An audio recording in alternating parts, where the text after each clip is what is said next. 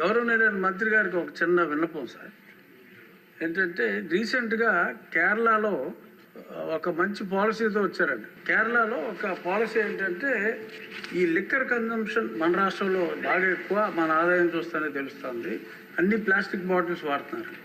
కేరళలో ఎగ్జాంపులరీగా ఒక్క జిల్లాలో మొదలు పెట్టారు. ఏంటంటే ఆ బాటిల్ మీద 10 రూపీస్ ఎక్స్ట్రా ఛార్జ్ చేస్తున్నారు.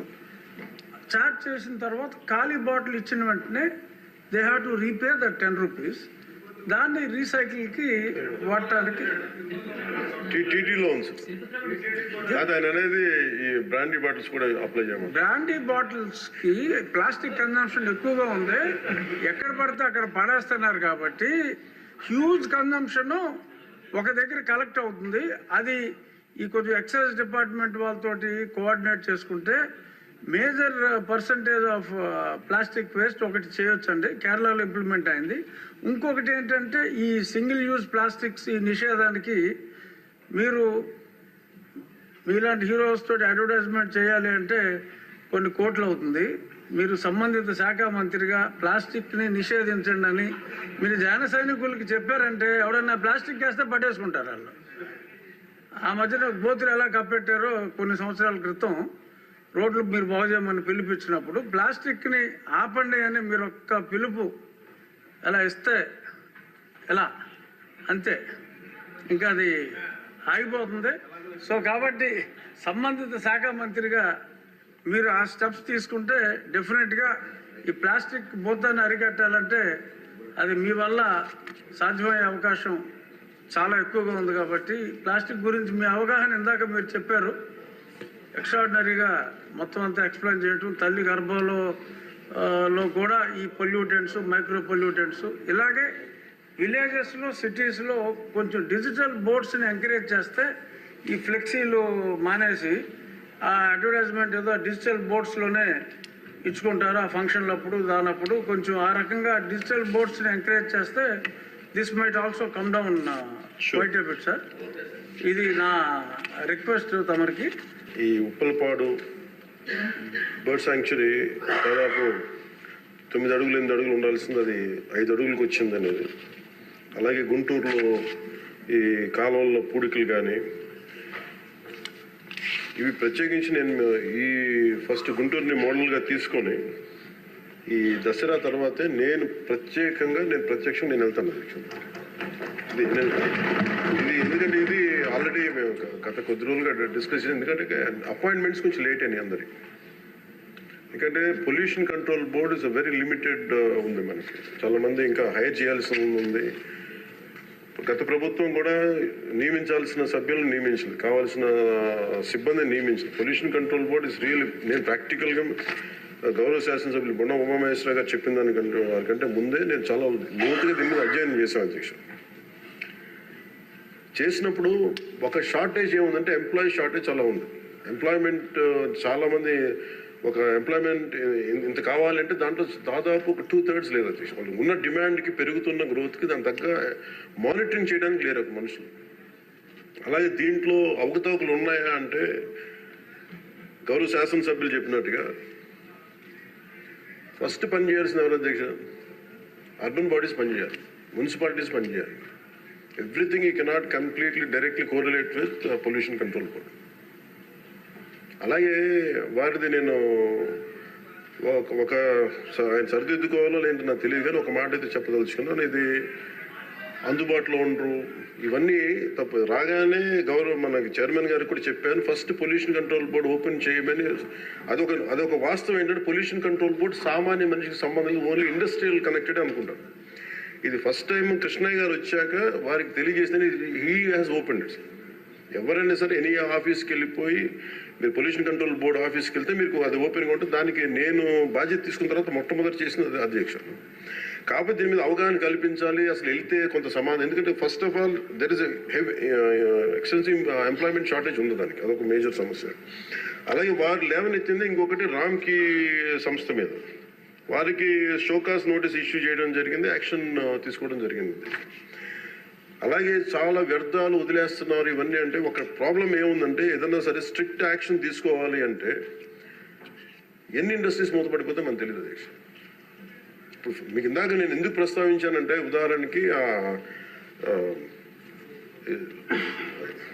ఫ్లెక్సీస్. ఇప్పుడు ఫ్లెక్సీలని వెంటనే మనందరికీ తెలుసు ఫ్లెక్సీస్ మైక్రో లెవెల్ డిస్ట్రిబ్యూట్ అయిపోయి భూమిలోకి ఇంకిపోతున్నాయి, నీళ్ళలోకి వెళ్ళిపోతున్నాయి, గాల్లో కలిసిపోతున్నాయి, ఆ తిరిగి తల్లి గర్భంలోకి వెళ్ళిపోయి ఇవన్నీ తెలిసిందే. కానీ ఏదైనా వెంటనే బ్యాన్ చేద్దామంటే it has become an employment source for many people. కొన్ని కుటుంబాలు రోడ్డు మీద పడిపోతాయి. సో దీనికి ఏం చేయాలి? దీనికి చాలా సహజ క్రమంలో తీసుకురావాలి, ఒక మార్పు పట్టుకురావాలి, చాలా సహజ క్రమంలో కొంత అవగాహన కల్పించాలి, వారికి కొంత తెలియజేయాలి. సడన్ గా మెషిన్ పెట్టాల్సిన ప్లాస్టిక్ పెట్టే చోట బయోడిగ్రేడబుల్ మెటీరియల్ పెట్టాలంటే దానికి ఆ పర్టికులర్ ప్రింటింగ్ మెషిన్ ఎంతవరకు యాక్సెప్ట్ చేస్తే కలర్స్ అంత సాచురేషన్ ఉంటుందా లేదా ఇవన్నీ కూడా ఆలోచించాలి దేశం. నా ఉద్దేశం ఏంటంటే ఒక ప్లాస్టిక్ చిన్నపాటి ఫ్లెక్సీకే మనం ఇంత ఆలోచిస్తున్నప్పుడు can you imagine the magnanimity to apply the real true pollution norms to every industry? ప్రపంచం మొత్తం మీద ఇది ఒక భారతదేశం లేదు, ప్రపంచం మొత్తం మీద I'm very deep committed environmentalist అధ్యక్షుడు. నేను రియల్ లైఫ్లో వాడటానికి మనం ఆలోచిస్తాను. కానీ ప్రాక్టికల్గా మనం చూసేటప్పటికి ఇప్పుడు ఏ పరిశ్రమ అయినా సరే పొల్యూషన్ లేకుండా ఏ పరిశ్రమ లేదు, ఒకటి లేదు. కాబట్టి ఏమవుతుంది, అప్లై చేయాలి ఒక రూల్ అంటే ఇది గౌరవ ముఖ్యమంత్రి గారు కూడా మీకు రెగ్యులేటరీ బాడీగా ఉండాలి తప్ప మీరు ఎన్ఫోర్స్మెంట్ బాడీగా నిజంగా పొల్యూషన్ కంట్రోల్ బోర్డు ఉంటే అది ఏ రకమైన ఒక అస్తిత్వానికి దారి ఒక స్థిమితం లేకుండా ఎలా వెళ్ళిపోతుందని ఒక భయం ఉంది అందరికీ, ఇంక్లూడింగ్ గౌరవ ముఖ్యమంత్రి గారికి కూడా ఉంది. ఇది వారి దృష్టికి నేను ప్రత్యేకంగా తెలియజేశాను. సో అది ఒక నామ్లో అదొక పరిగణలోకి తీసుకున్నాం అధ్యక్ష. అలాగే వీఆర్ వెరీ కమిటెడ్ ఫర్ ఇది ఒక్క ఆంధ్రప్రదేశ్ రాష్ట్రానికే కాదు, ఎంటైర్ మన భారతదేశానికి సంబంధించి కానీ ప్రపంచానికి సంబంధించి మన అందరి బాధ్యత ఇది మనందరి బాధ్యత. అలాగే పారిశ్రామికవేత్తల బాధ్యత కూడా ఉంది. కొన్నిసార్లు నదుల్లో కాలుష్యాలు వదిలేస్తానంటారు, జరుగుతూ ఉన్నాయి కొన్ని చోట్ల. ఉదాహరణకి మనకి డెల్టా పేపర్ మిల్స్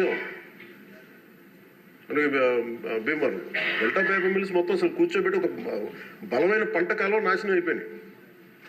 అది మీ దృష్టిలో ఉంటుంది, మీకు తెలుసు. కానీ ఇప్పుడు తీసేద్దామంటే ఇప్పుడు దీన్ని ఎలా శిక్షిస్తారు దీన్ని చెప్పండి. దీనికి కొంత ఒక విస్తృతం నేను ఎందుకు ఒక వేగ్గా అడగలేదు అధ్యక్ష. నేను ఎందుకు ఒక రోజు ప్రత్యేకించి దీని మీద మీరు చర్చ పెట్టాలని ఎందుకన్నానంటే ఇలాంటి గౌరవ సభ్యులు లేవనెత్తింది దాన్ని ఖచ్చితంగా పరిశీలించాల్సిన అంశం. కానీ మీరు intention should be Nobel and pure. మీరు ఇంటెన్షన్ డోంట్ టార్గెట్ ఓన్లీ ఈ అయోధ్య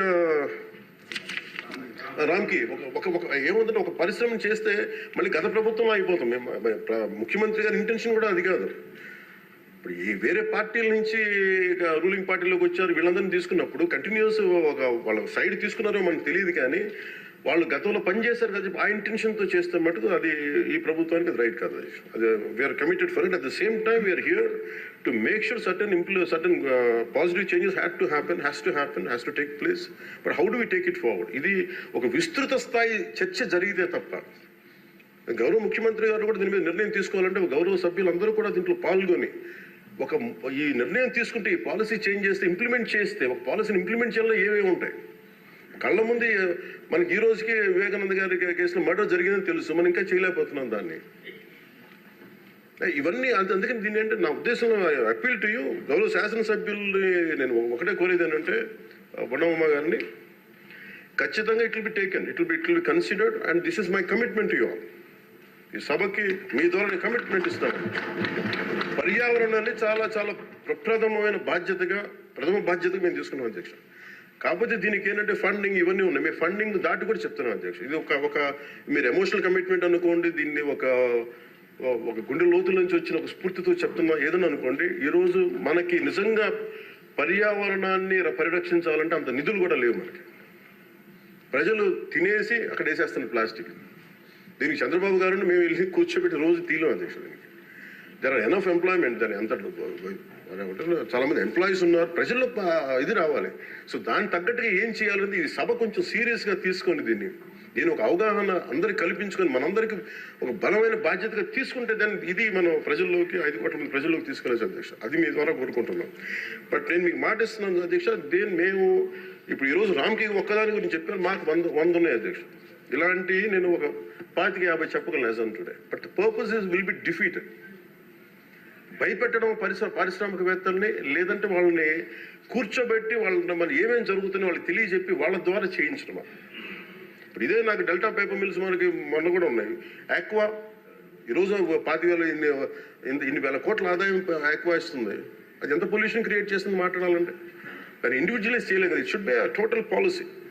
అందుకని దీన్ని దృష్టిలో పెట్టుకొని మీరు దీన్ని ఈ ఒక్క ప్రశ్నతో ఈ ఒక్క పోటుతో కాకుండా విస్తృత స్థాయిలో మీరు ఒక రోజు దీని మీద చర్చించి, pollution is the future of our life. Pollution జరిగితే మనం ఎంత డబ్బులున్నా ఎంతున్నా ఆనందంగా బతకలేని పరిస్థితులు, మాస్కులు పెట్టుకోవాల్సిన పరిస్థితులు వస్తాయి భవిష్యత్తులో. అలాగే ఉన్నాయి యాజ్ ఆన్ టుడే. మీరు దీని మీద ఒక నోట్ చేయండి అధ్యక్ష. ఒక విస్తృత స్థాయి ఒక అసెంబ్లీ ఒక సభ జరగాలి దీని మీద.